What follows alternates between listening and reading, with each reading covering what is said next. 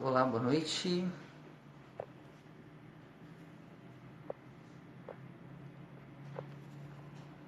Temos alguém aí? Humberto, boa noite.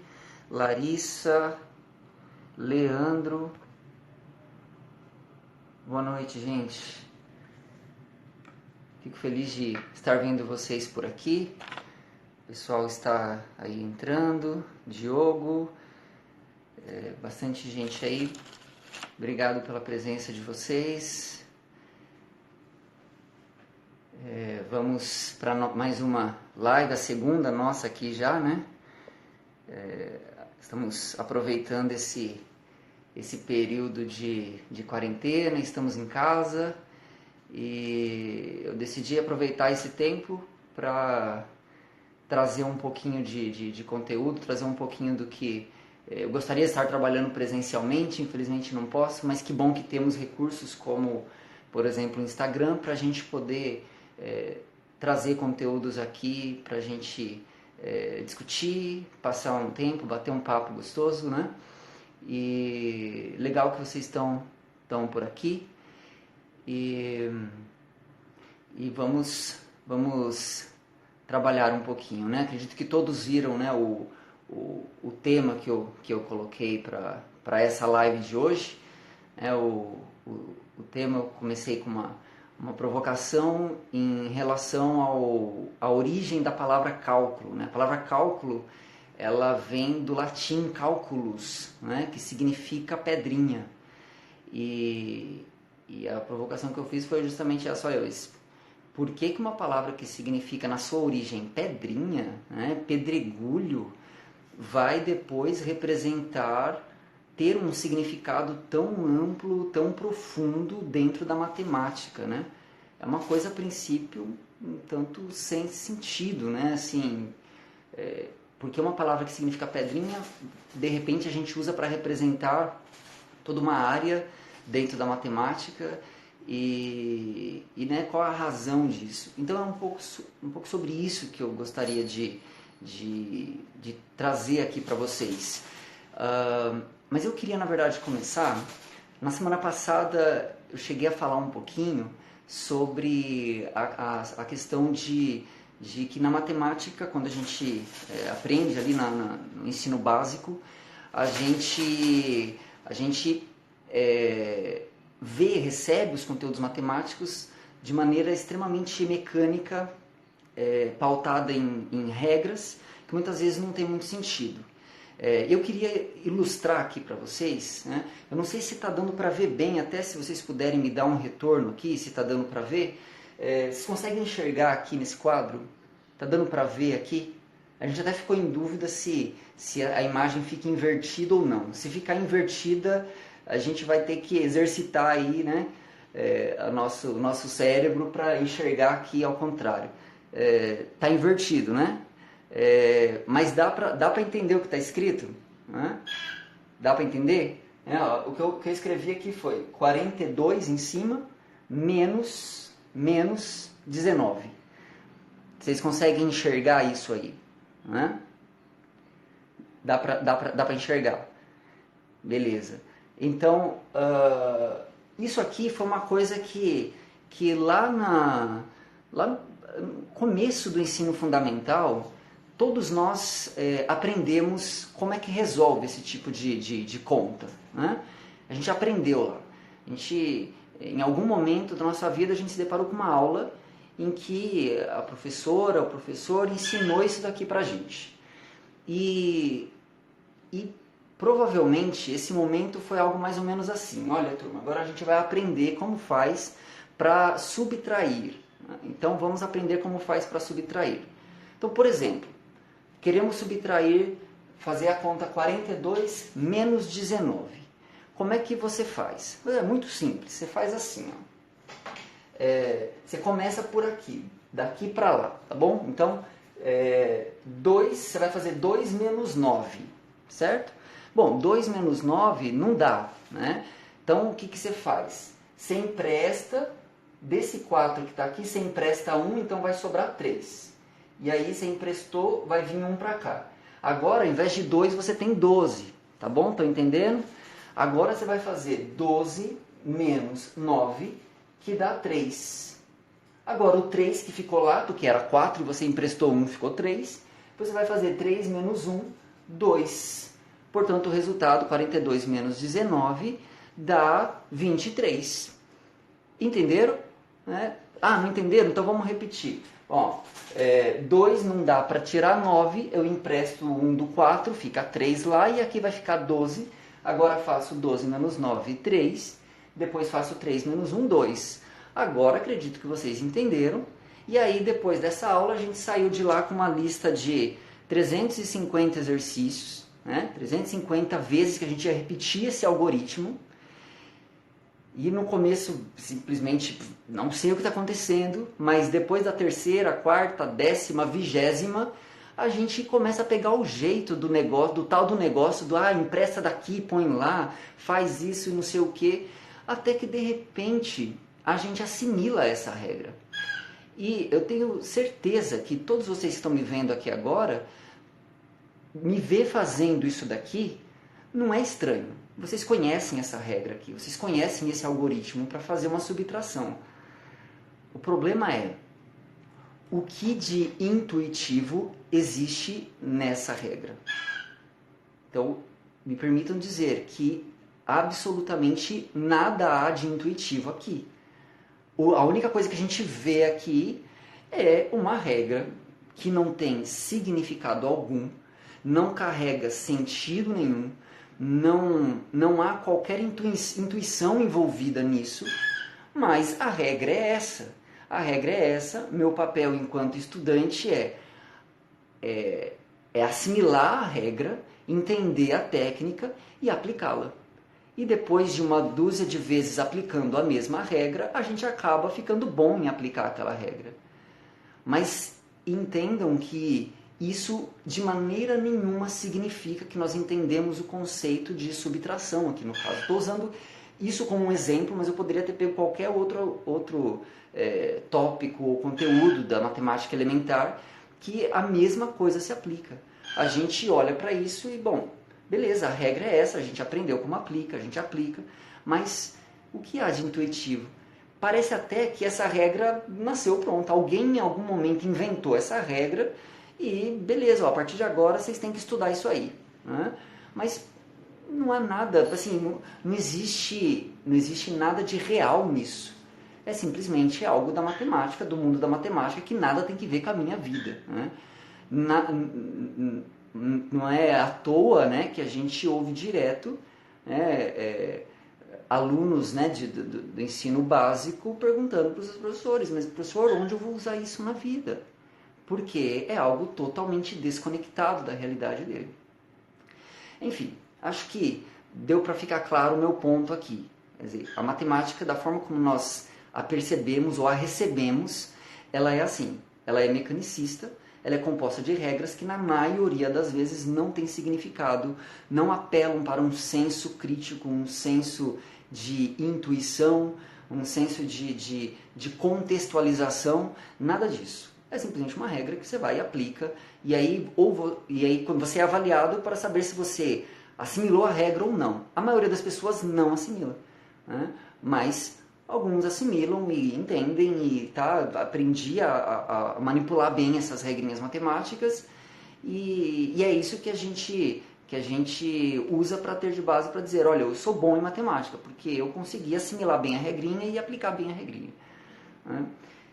Bom, o que tudo isso tem a ver com o tema que eu escolhi para vocês aqui hoje? Tem tudo a ver, na verdade. A gente vai voltar para esse ponto aqui daqui a pouquinho. Mas, para a gente poder entender, então a questão é, por que a palavra cálculo é tão utilizada na matemática se ela significa, na verdade, pedrinha? E o que essa problemática tem a ver com esse problema que eu coloquei aqui agora? Com essa situação que eu coloquei aqui agora? Bom, para a gente entender tudo isso, a gente precisa lançar um olhar histórico. Aliás, eu acredito que se nós quisermos buscar, captar a intuição por trás das ideias matemáticas, não há outro caminho a não ser olhar para trás, olhar para o processo histórico de desenvolvimento desses conteúdos. É só assim, esses conhecimentos, né? É só assim que a gente consegue entender onde é que está o lógico, onde é que estão os nexos desses conceitos, onde é que as coisas realmente ganham sentido. É exatamente no momento onde tudo ainda é muito bagunçado, tudo ainda na verdade não é, ainda será desenvolvido, ainda será formulado, mas é lá que estão os problemas, as necessidades que levaram a esse processo de desenvolvimento e até chegarmos, né, ao ponto de termos os conceitos, as representações e as regras, os algoritmos bem estabelecidos. Há todo um caminho. Então, se queremos entender isso, a gente precisa entender o movimento histórico. E para entender esse movimento histórico, a gente precisa voltar lá para as sociedades primitivas. E aí eu estou falando de muitos e muitos séculos atrás, de milênios atrás. E quando a gente olha para lá, a gente vai encontrar uma realidade social totalmente diferente da nossa. Por exemplo, a economia, nessa época que eu estou me referindo, ela era essencialmente agrícola. Não havia tantas... a economia não era movida como hoje, por exemplo, pelo comércio, né? Não era mercantilista. Essencialmente, a sobrevivência era pautada no, olha, eu tenho aqui a minha família, eu tenho meus funcionários, às vezes escravos, né? Na maioria das vezes, na verdade, e vou criar meus animais, vou ter a minha plantação e é assim que a subsistência vai acontecer. O outro vai ter a mesma coisa, eventualmente podem acontecer trocas, mas a realidade econômica de subsistência era totalmente outra. Então é um período em que a gente vai encontrar, por exemplo, muitos pastores. Né? Pastores são aquelas pessoas cujo ofício era cuidar de ovelhas, né? De animais em geral, mas especialmente ovelhas. E é nesse contexto, olhando para essa problemática, que a gente vai ver a própria matemática surgindo, seus primeiros elementos surgindo. Na verdade, o conceito de número ele nasce nesse contexto primitivo aí dessas sociedades agrícolas os seus criadores de animais, né? Nesse contexto que as coisas vão começar a brotar. E claro, elas não vão aparecer porque eles estavam lá sem fazer nada e por não ter nada o que fazer, estavam de quarentena em casa, né? Não tem nada o que fazer, vão inventar um conceito matemático. Obviamente que não. Eles na verdade tinham necessidades. A sociedade, e isso é assim sempre ao longo da história, a sociedade apresenta suas necessidades e a ciência vem com respostas a essas necessidades. Isso não é uma coisa totalmente sistemática e organizada, na verdade vai acontecendo conforme o fluxo dos eventos vão se sucedendo.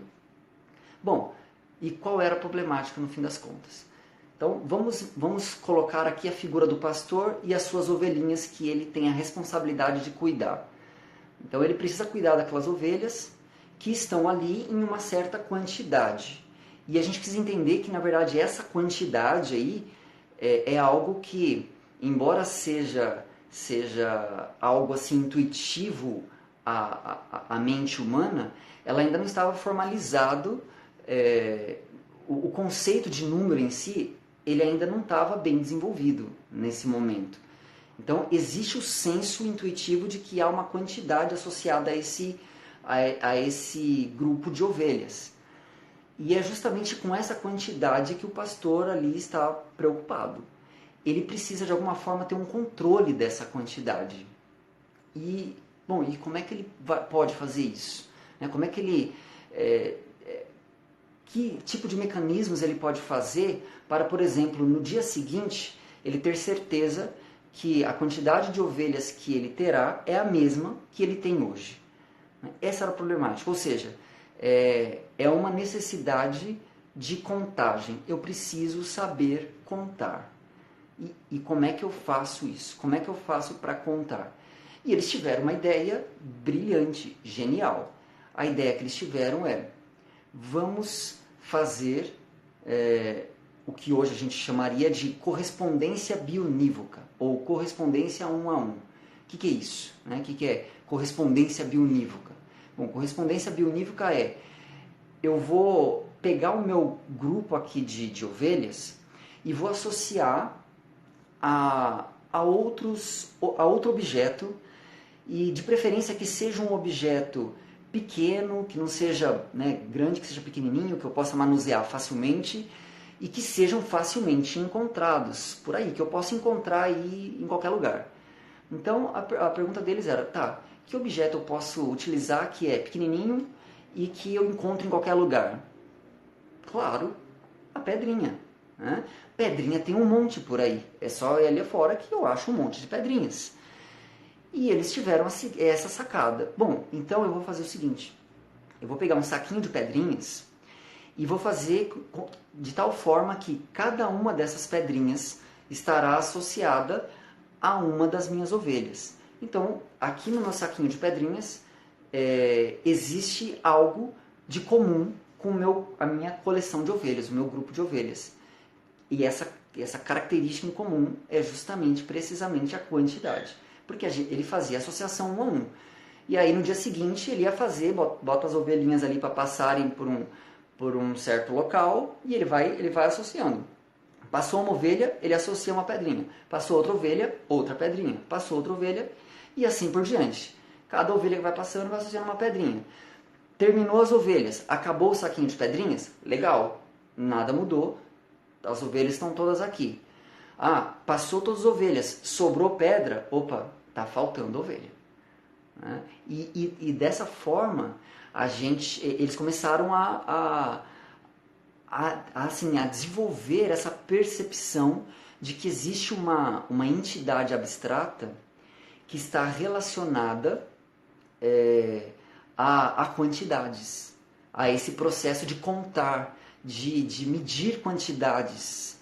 Né? Existe algo de abstrato, existe uma característica essencial aí que é comum, por exemplo, nesse contexto, ao grupo de ovelhas e ao grupo de pedrinhas. Existe algo de comum entre as ovelhas e as pedrinhas. E esse algo em comum, ele será, nesse processo de desenvolvimento do pensamento, né? Ele vai ser, ele coloca-se como a gênese do próprio conceito de número. É por isso que eu digo que a matemática nasce nesse processo. Porque o conceito de número nasce aí. O que é um número? Ele é essa entidade abstrata. É claro que aqui nesse contexto eu estou falando do que hoje a gente chamaria de número natural. Né? Então, esse número, ele na verdade vai ser esse ente abstrato que tratará de representar quantidades. É aquilo que vai dizer, olha, esse grupo de ovelhas, ele se corresponde a esse conjunto de pedrinhas porque a quantidade é a mesma e essa quantidade é representada por um número. É aí que a ideia de número, o conceito de número que em si é abstrato, mas que representa coisas reais, ele começa a aparecer. É exatamente nesse contexto. E, bom, beleza. Então aí eles conseguiram construir um mecanismo super bacana, super eficiente. Guardo aqui meu saquinho de pedrinhas, chego lá, confiro e tal, e sem nenhum problema. Né? Na verdade, até um certo ponto, sem nenhum problema. Porque os problemas começaram sim a aparecer. E onde é que os problemas começaram a aparecer? Quando começou-se a ter a necessidade de representar quantidades muito, muito grandes. Imaginem que esse pastor aí, né, ele tinha lá, né, hoje a gente pode usar essa linguagem, né, ele tinha lá 40 ovelhas. Né? Bom, é ok se você pega pedrinhas pequenininhas, carregar aí um saquinho de 40 pedrinhas. Né? Não tem nenhum problema. Eu estou aqui com um saquinho com 40 pedrinhas. Mas imagina que ele começa a prosperar e ele vai, né, as ovelhas vão dando cria, e ele vai fazendo trocas, e vai adquirindo mais ovelhas, e vai crescendo, e vai expandindo, e vai ficando mais rico. De repente, o que eram algumas dezenas de ovelhas, passam a ser milhares de ovelhas, passam a ser, né, uma quantidade aí muito grande de ovelhas. Imagina que ele chega num ponto de ter, sei lá, 100 mil ovelhas. Né? como é que ele faria para carregar um saquinho com 100 mil pedrinhas? Percebem que fica totalmente inviável? Não dá, né? Como é que a gente vai imaginar essa situação? Como é que eu vou representar uma quantidade muito grande de coisas por pedrinhas, né? Eu vou ter que ter uma quantidade enorme de pedrinhas e isso vai ficando completamente inviável. Até o processo de correspondência 1 a 1, ele já começa a ficar totalmente inviável, né? Não dá para continuar tratando e representando as quantidades dessa forma. A gente precisa evoluir. E essa necessidade, então percebam que o movimento ele é sempre pautado nas necessidades que se colocam. Havia necessidade de controle de quantidades. E essa necessidade levou ao desenvolvimento de uma ideia. Agora há necessidade do controle de quantidades que são muito grandes, que não dá para ficar representando com pedrinhas, porque serão muitas pedrinhas, fica inviável. De novo, outra necessidade que se coloca e que vai novamente levar ao desenvolvimento de ideias que visam sanar aquelas necessidades, aqueles problemas que se colocaram. E aí, essa é a dinâmica do desenvolvimento do conhecimento. É sempre em resposta às necessidades humanas. É por isso que, quando o menino pergunta lá, poxa, mas o que isso tem a ver com a minha vida? Na verdade tem tudo. Cada aspecto da matemática, por mais abstrato que ele pareça num primeiro momento, surgiu para dar uma resposta a uma necessidade humana. E isso é fundamental que a gente entenda, porque é nesse processo de desumanização da matemática que a gente começa a alimentar os problemas em relação a ela. É aí que ela começa a ficar feia, é aí que ela começa a ficar totalmente intragável. É justamente nesse processo. Então é importante que a gente resgate isso, porque a gente começa a humanizar a matemática de novo. A gente começa a enxergar que não, isso aí é coisa de gente. Se é coisa de gente, é coisa para mim também. Então esse é o movimento. Bom, e qual foi a sacada que eles tiveram para representar grandes quantidades? Digamos que assim, eles têm uma quantidade, eu tenho uma quantidade aqui limitada de pedrinhas. E com essa quantidade limitada de pedrinhas, eu quero ser capaz de representar grandes quantidades. Então, para poder ilustrar aqui um pouquinho, eu trouxe aqui as minhas pedrinhas, tá? São cubinhos de madeira, na verdade, aqui, né? Mas isso aqui serão as minhas pedrinhas. Eu tenho uma quantidade bem pequena de pedrinhas aqui. Mas eu gostaria de conseguir, com essas pedrinhas, representar quantidades grandes, bem grandes, de milhares, de dezenas de milhares. E a pergunta é, como? Né? Fazendo correspondência 1 a 1, uma pedrinha associada a uma quantidade, não dá. Aqui tem mais ou menos 60 pedrinhas. Então não tem como. Tá, então como fazer isso? A sacada que eles tiveram é a seguinte. E se nós utilizarmos as pedrinhas de modo que elas possam ter valores? Ou seja, e se eu tiver alguma forma, algum mecanismo que faça com que essa pedrinha aqui, ela valha não uma quantidade apenas, mas ela valha uma quantidade maior. Ela tenha um valor maior do que apenas um. Se eu conseguir um mecanismo bem estruturado, logicamente coerente, utilizando essa ideia, eu consigo representar grandes quantidades utilizando apenas um pouquinho de pedrinhas. Essa foi a ideia. Então, o que eles pensaram em fazer para dar essa coisa de atribuir valores diferentes às pedrinhas? A ideia que eles tiveram foi o seguinte, olha, vamos então fazer buraquinhos no chão, né? A forma mais fácil, mais intuitiva para eles ali de fazer era assim, né? Vamos fazer buraquinhos no chão. Uma série de buraquinhos. Aqui também não tenho como fazer buraquinho no chão, então eu vou utilizar isso aqui, ó. Não sei se está dando para ver bem aí, né? Mas isso aqui é aquela tampinha da bandejinha de ovos, né? Cortada no meio. Então imaginem que cada um desses espaços aqui seja um buraquinho no chão. E o que eles faziam? né? Eu vou falar aqui, né, da direita para a esquerda, aí vai ficar invertido, tá? Mas então vocês façam a inversão mental aí, tá bom?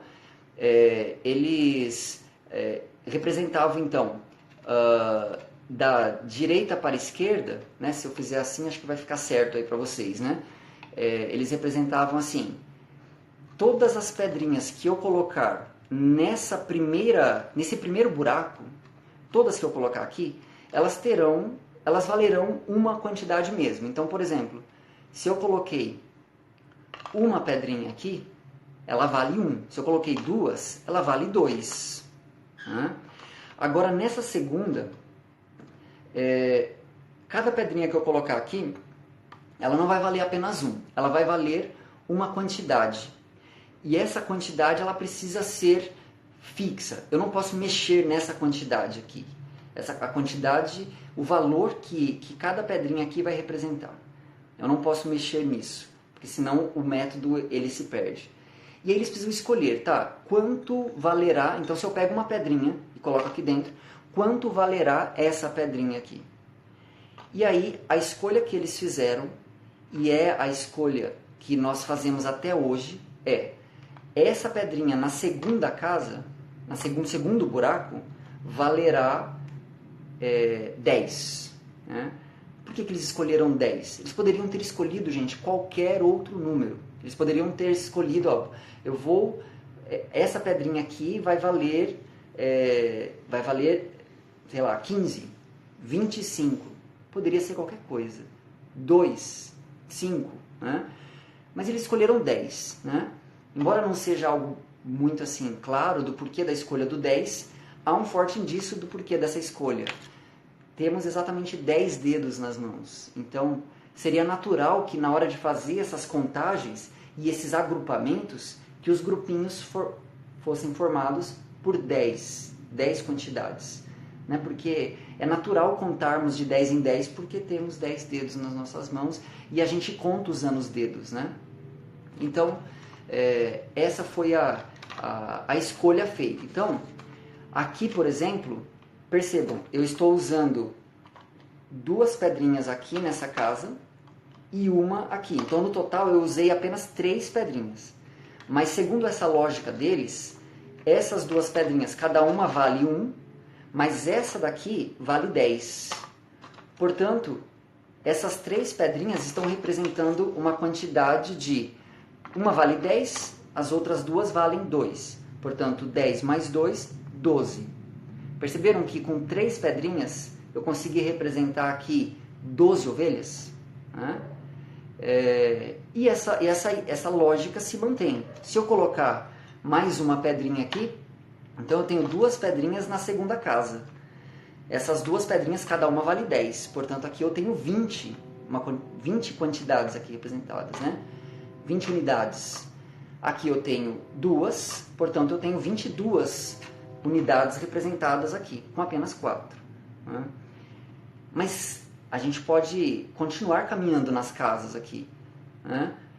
Tá, e quanto valerá uma pedrinha na terceira casa, da direita para a esquerda? Bom, uma pedrinha na terceira casa, para mantermos a coerência, é importante, né? Como eu falei, mantermos essa coerência lógica, uma pedrinha aqui valerá 10 pedrinhas da casa anterior. E, portanto, uma pedrinha aqui vale 100 unidades. Porque cada uma aqui vale 10 daqui. Se cada uma daqui vale 10 daqui, é porque uma pedrinha aqui nessa terceira casa vale 100 unidades. Então, percebam, o que eu estou representando aqui? Aqui eu tenho 2 pedrinhas, cada uma nessa última casa vale uma unidade. Então, aqui eu tenho 2 unidades. Aqui eu tenho 2 pedrinhas, cada uma vale 10, portanto eu tenho 20. Então aqui eu tenho 20, aqui eu tenho 2, aqui eu tenho 22.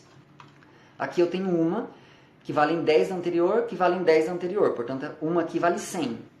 Ou seja, aqui eu tenho 100, aqui eu tenho 20, aqui eu tenho 2. Portanto aqui, com apenas 5 pedrinhas, eu representei a quantidade de 122 unidades, só com 3 pedrinhas. Né? Suponha que o pastor lá de ovelhas agora chegou ao ponto absurdo de ter 100 mil ovelhas. Né? 100 mil ovelhas. sem essa ideia de representação, isso aqui a gente chama de representação em base, né? Aqui no caso é base decimal, ou sistema decimal, né? Sem essa representação, usar 100 mil pedrinhas para representar 100 mil ovelhas é completamente inviável.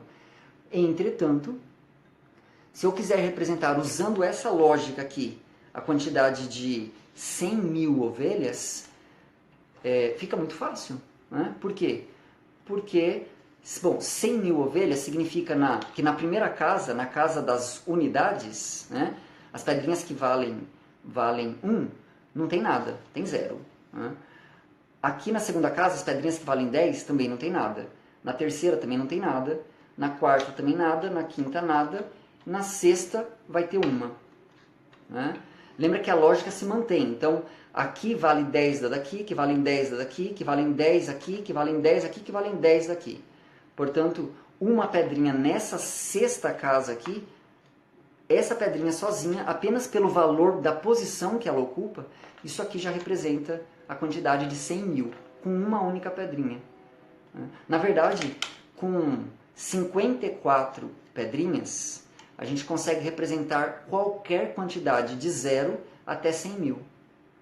Só com 54 pedrinhas. Dá para carregar 54 pedrinhas. Ele consegue fazer isso sem problemas. E ele consegue, com 54 pedrinhas, representar qualquer quantidade de 0 a 100 mil. Percebem como potencializou as condições de representação utilizando essa ideia, né? Que é o cerne, né, do conceito de base, né? O conceito de sistema decimal, né? E como eu falei, a gente usa o sistema decimal por pura tradição, porque foi a escolha feita lá atrás e a gente simplesmente manteve, e aliás, muito bom que se mantenha, porque a gente criou essa tradição. Mas a gente poderia representar de qualquer outra forma.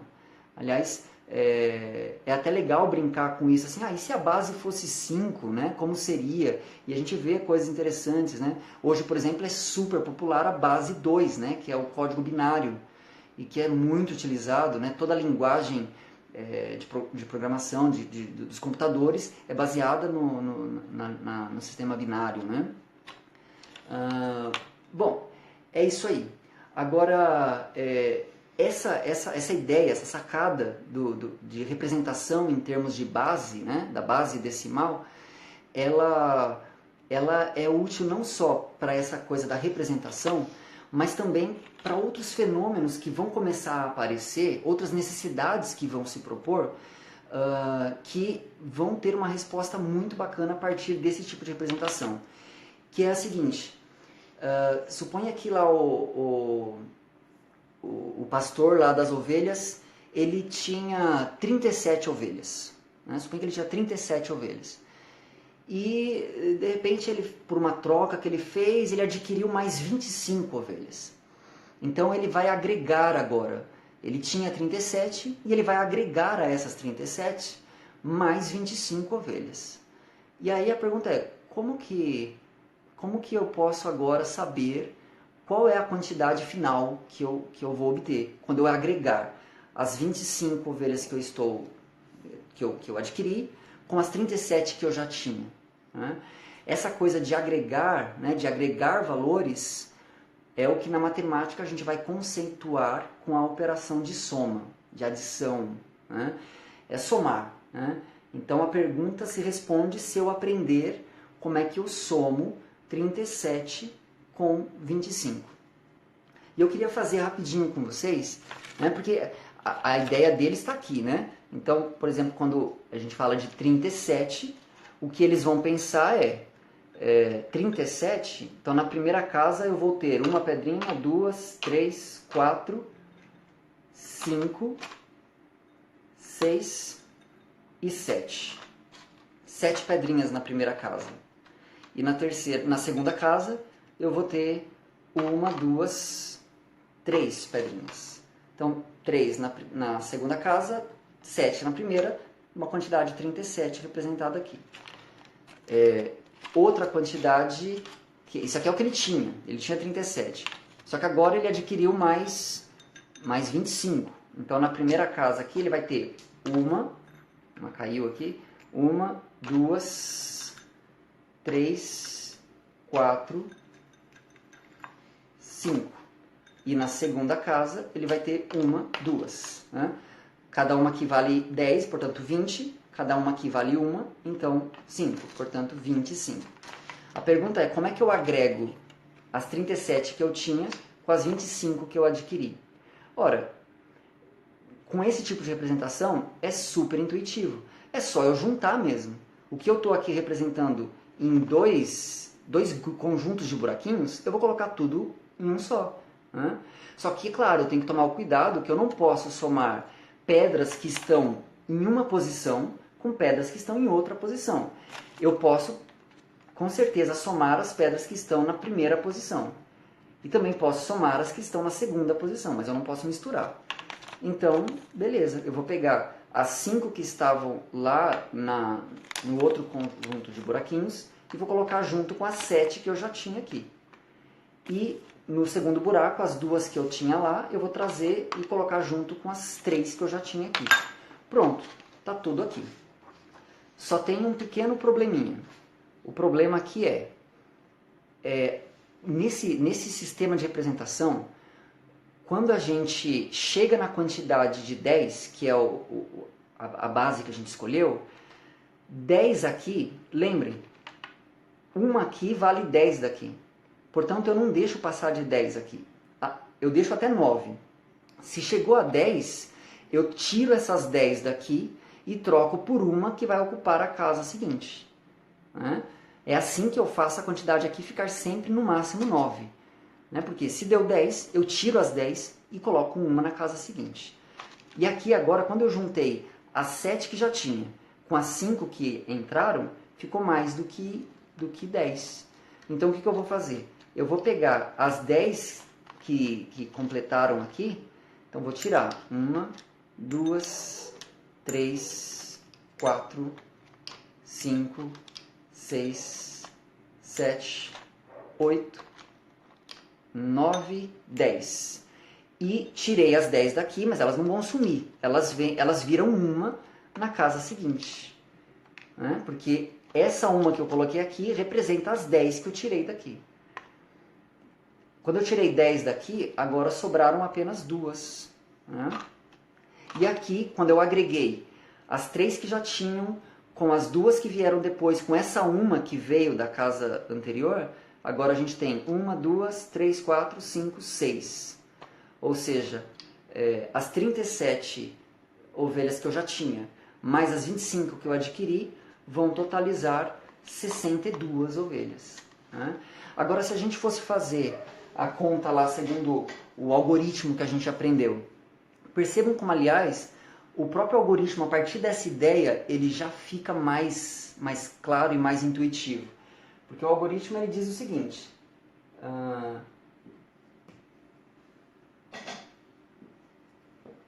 vou usar outra aqui, 37 mais 25, espero que esteja dando para ver aí, tem aquela questão de estar invertido, né? Mas acho que dá para a gente razoavelmente aí entender, né? Aí 7 mais 5 dá 12, mas esse 12 é aquela coisa que ultrapassou as 10 unidades. Então aqui eu vou colocar só o que excedeu a 10, que é o 2. E as 10 unidades que estariam aqui, elas viram uma na casa seguinte. Então é por isso que a gente, na regrinha, a gente diz 7 com 5, 12, 2 vai 1. Por que vai 1? Porque as 10 que estavam ali vão virar uma na casa seguinte. E aí, uma que veio para cá, mais 3, mais 2, 6. E é o 62 que a gente concluiu só brincando com as pedrinhas aqui. Percebam como a própria regra já fica mais evidente quando a gente entende o conceito que ela está trazendo. Né? O conceito do agregar, o conceito do juntar. Né? A própria regra já fica mais clara nesse sentido. Né? Ok. Mas agora vamos voltar então para a questão original ali que eu tinha colocado, né? Da subtração. A subtração ela também carrega um conceito bem definido. Né? ela carrega o conceito, a ideia da perda, né? É para representar, e também é uma necessidade que se coloca, porque perdas também aconteciam. O pastor lá das ovelhas tinha ovelha que morria, tinha ovelha que era roubada, tinha ovelha que a raposa vinha e comia, né? Tinha ovelha que ele vendia, que ele trocava, que, enfim, por vários motivos ele pode perder. E se ele pode perder, eu preciso de alguma forma quantizar a perda, eu preciso conseguir de alguma forma controlar essa perda. E como é que eu vou fazer isso então? Então eu vou aproveitar até e usar o mesmo exemplo que eu tinha feito ali a princípio, né?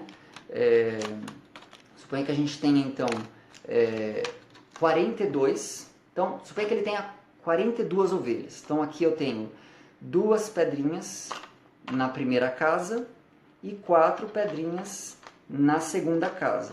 Portanto, 4 aqui, cada uma vale 10, então 40. 2 aqui, cada uma vale 1, 2. Então 42 quantidades representadas aqui. Dessas 42 ovelhas aqui, por alguma razão, aconteceu alguma coisa, eu perdi 19. Né? Então, tinha 42, perdi 19. A pergunta é, quantas fiquei? Né? Depois dessa perda que eu sofri, com quantas ovelhas me restaram? Essa é a pergunta. Bom, como é que a gente faz isso? A ideia agora, ela é a ideia contrária, inversa do agregar. No agregar a gente junta, no perder, no tirar, a gente separa, a gente tira de lá. Né? Bom, então, daqui dessa primeira casa, eu terei que tirar 9. E da segunda casa, eu terei que tirar uma pedrinha, né? Porque uma pedrinha aqui representa 10. Então eu vou ter que tirar 9 daqui e uma daqui. No total eu estarei tirando as 19 que foi a perda aqui. O problema aqui é, beleza, só que aqui só tem 2. Se aqui só tem 2, como é que eu faço para tirar 9 daqui? Percebem?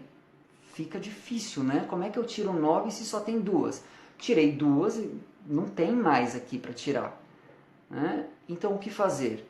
Nesse momento, a gente empresta, e essa é a linguagem mesmo, a gente empresta daqui.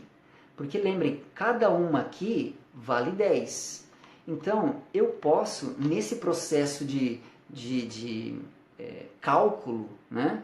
E aí perceba a palavra cálculo aparecendo aqui de maneira muito natural, porque é manipulação de pedrinhas. Então é um cálculo, é um manipular pedrinhas.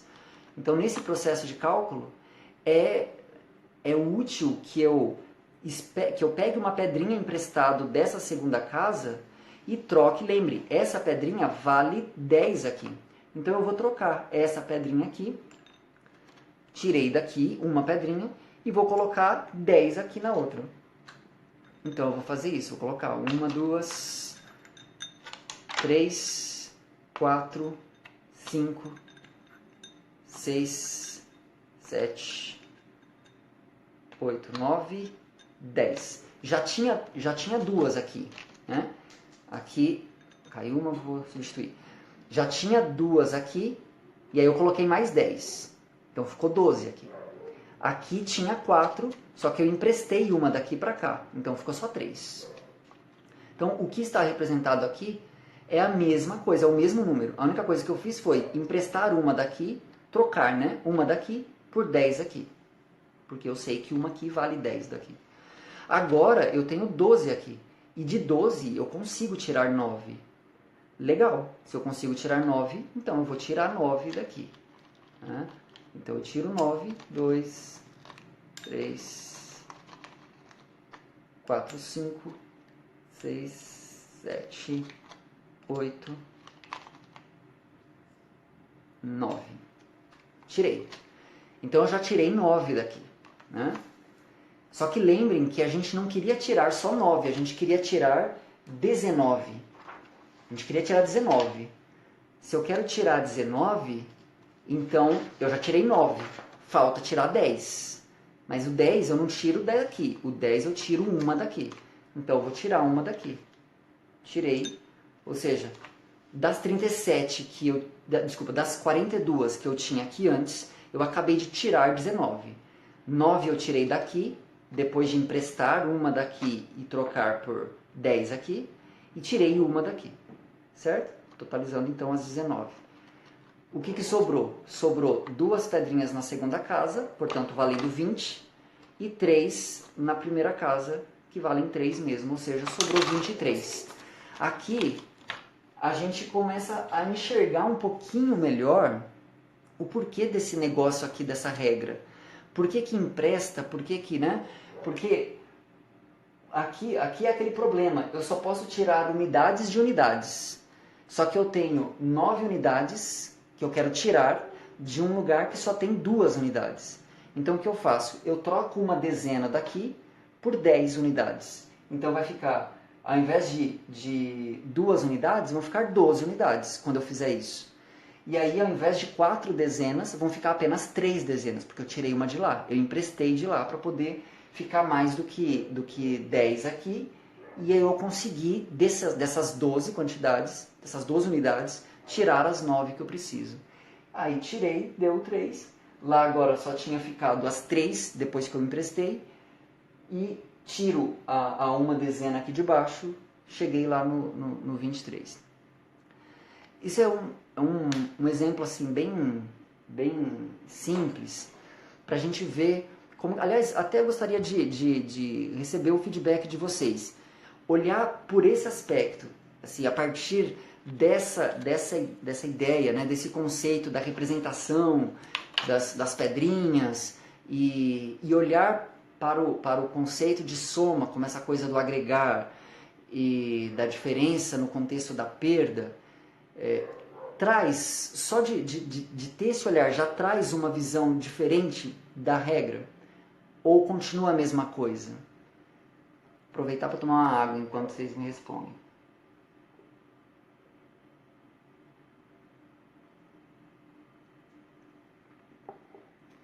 E aí? Continua a mesma coisa ou a regra já fica um pouco menos mística? Beleza, a Rafa está dizendo, ó, melhora, né? E perceba que a gente fez traz uma visão diferente, sim, né? Legal, e assim, a gente não fez nada demais. A única coisa que a gente fez foi olhar para como é que foi na história isso aí? Como é que isso se desenvolveu historicamente? Olha, havia uma necessidade, e a necessidade foi suprida a partir de uma ideia, de uma sacada, que foi, né, depois com aprimoramentos, levando ao desenvolvimento de um conceito, de uma ideia, e que no final desse percurso vira uma regra. Né? No final, essas ideias, essas intuições, elas vão tomando forma, elas vão ficando mais organizadas, elas vão ficando mais abstratas. Quer dizer, quando eu olho desse ponto de vista, aqui não interessa se é ovelha, se é pedra, se é qualquer coisa, se é bolinha, não interessa o que é. Aqui eu estou olhando de um ponto de vista inteiramente abstrato. Né? Mas isso aqui só ganha sentido se for o final da história. Se for, olha, depois de toda essa história, né, entendi qual era o problema, entendi qual era a necessidade, entendi qual foi a busca, entendi quais foram as soluções propostas, entendi onde estavam os problemas dessas soluções e por que elas levaram a uma nova busca. E ao entender essa dinâmica, ao entender esse processo todo, é que a gente vai ver como é que a coisa vai se construindo. Então essa regra nasceu pronta? Obviamente que não. Né? Ela foi fruto de um processo longo de desenvolvimento. Ela não nasceu pronta. Né? Ela é o final de um processo. Então, nesse sentido, se a gente quiser encontrar o sentido nessa fórmula, por exemplo, nessa regra, a gente tem que olhar para trás. A gente tem que buscar os nexos, a gente tem que buscar as motivações, os problemas que em algum momento trouxeram a necessidade de que algo assim seja conceituado, seja desenvolvido. Né? Quando a gente entende isso, a gente começa a ver que cada aspecto da matemática, até os mais assim aqueles mais, né, cabeludos, assim, que a gente, né, tem medo, mas qualquer coisa que se desenvolveu na matemática até hoje, qualquer coisa que se desenvolve em matemática, é um processo sempre que parte de uma intuição ligada a uma necessidade humana e que vai se expandindo, vai naturalmente assumindo aspectos mais abstratos como esse e vai formando-se enquanto área do conhecimento, enquanto ciência. Né? Mas o processo é esse. E quando a gente faz essa busca, isso aqui do ponto de vista pedagógico tem um valor enorme, porque é nesse processo de buscar os nexos conceituais por trás das regras, das fórmulas prontas, por trás de tudo isso que já está pronto na matemática, é aí que o aprendizado vai acontecer de maneira mais profunda, mais significativa, mais contextualizada. E é aí que a matemática começa a ganhar gosto, entende? Ela deixa de ser um negócio artificial que não tem nada a ver com a minha vida e passa a ser minha história. Isso aqui é nossa história, né? E a hora que ela ganha esse ar, né, esse colorido, a visão fica totalmente outra. E é um pouquinho disso que eu quero trazer, aproveitar, né, esse período que a gente tem aqui para trazer um pouco disso para vocês. Claro que dentro das minhas limitações também, mas trazer um pouquinho disso para a gente ir desmistificando um pouco essas ideias e ver que a matemática ela tem uma linguagem incrível, as ideias que estão envolvidas na matemática são ideias belíssimas e minha intenção é trazer um pouquinho disso aqui para vocês também. E já aproveitar e fazer já aqui a chamada para a próxima live, que, né, se tudo correr bem, acontecerá na próxima quinta-feira, às 9h, mesmo horário, mesmo dia. O que eu quero tratar vai ser, bom, beleza, com essa ideia a gente desenvolveu um conceito de número, mas é um conceito de número que responde a uma necessidade humana, né, mas não responde todas as necessidades humanas ligadas à necessidade de medir, de quantizar. Aqui a gente viu como é que surgiu o conceito de número natural, o que a gente chamaria de número natural, né? Mas esses números naturais, eles não servem para descrever quaisquer tipo de quantidades. Tem outras necessidades de medições que não dá para fazer só com esses números. Então não deu para parar aí. Precisou desenvolver mais. Precisou-se que a noção de número fosse ampliada para poder dar conta das necessidades que iam se propondo. Então esse vai ser o tema aí da próxima live. Né? Assim, nesse contexto, quais foram as outras necessidades que levaram ao desenvolvimento e ao aprofundamento da noção de número, para apenas número natural, para outros conceitos de número mais profundos. Beleza? É isso que eu queria trazer aqui para vocês hoje. Muito obrigado pela presença de vocês, pela participação. Obrigado pelo pessoal que interagiu aí, que respondeu. E até a próxima então, gente. Tchau, tchau. Até mais.